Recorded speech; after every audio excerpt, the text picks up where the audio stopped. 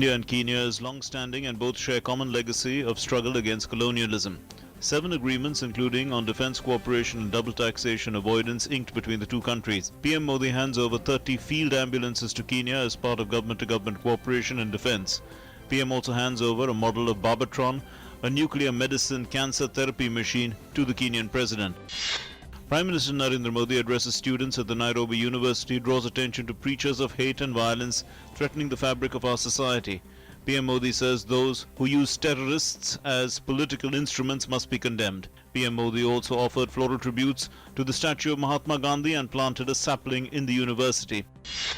India has advised Pakistan to refrain from interfering in the internal affairs of its neighbours.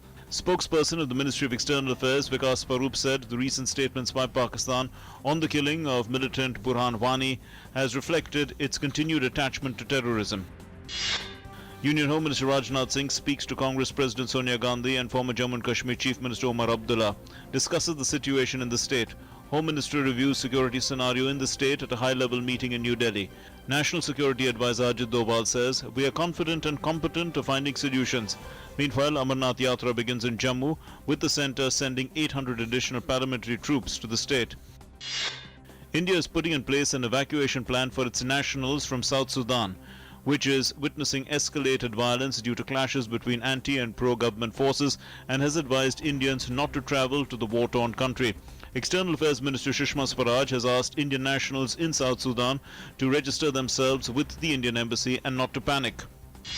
The centre has asked chief ministers, district magistrates and superintendents of police of states to take proactive measures against the broadcast of any unauthorized television channels, warns cable operators against the telecast of any unlicensed channels.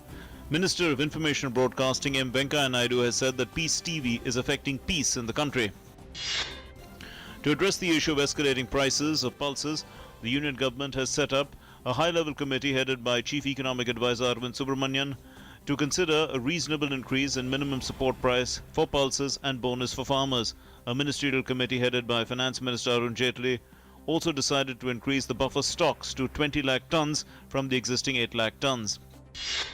Union Urban Development Minister Venkaiah Naidu announced a series of decisions with regard to the development of civic facilities and transport infrastructure in the National Capital Region of Delhi. Government decides to redevelop 7 residential colonies of Delhi, also sanctions 658 crore rupees to find ways to resolve the problems of decongestion of traffic in Delhi. Health Ministry gives Zimmedari Nibhao, Plan Banao call on World Population Day, identifies the need for micro-planning to tackle high population growth rate in nearly 150 districts of the country to stabilize population. President Pranab Mukherjee has conferred the 51st Jnanpith Award on renowned writer Dr. Raghubar Chaudhary at a function held in New Delhi. Speaking on the occasion, the President said that an eminent scholar and a Gandhian in spirit and behavior, Dr. Chaudhary represents the fluid brilliance that characterizes India's pluralistic literary genius. One of 2 finalists for British Prime Minister Andrea Leadsom has pulled out of the contest, a move that could effectively cede the job to the Home Secretary Theresa May.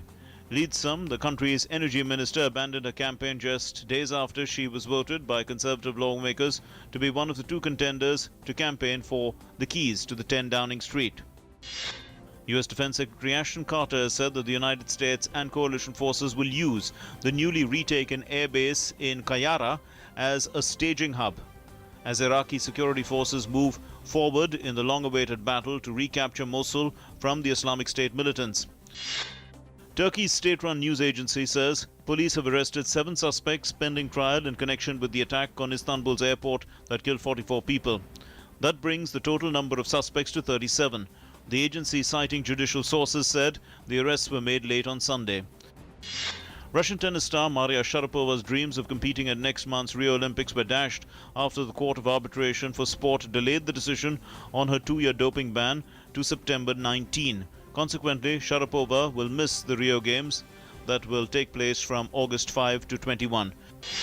For the first time, NASA's Hubble Space Telescope has captured images of the supernova Crab Nebula Beating Heart, an inner region that sends out pulses of radiation and tsunamis of charged particles. Hubble's brilliant view captures the small details of glowing gas, shown in red, that forms a swirling medley of cavities and filaments.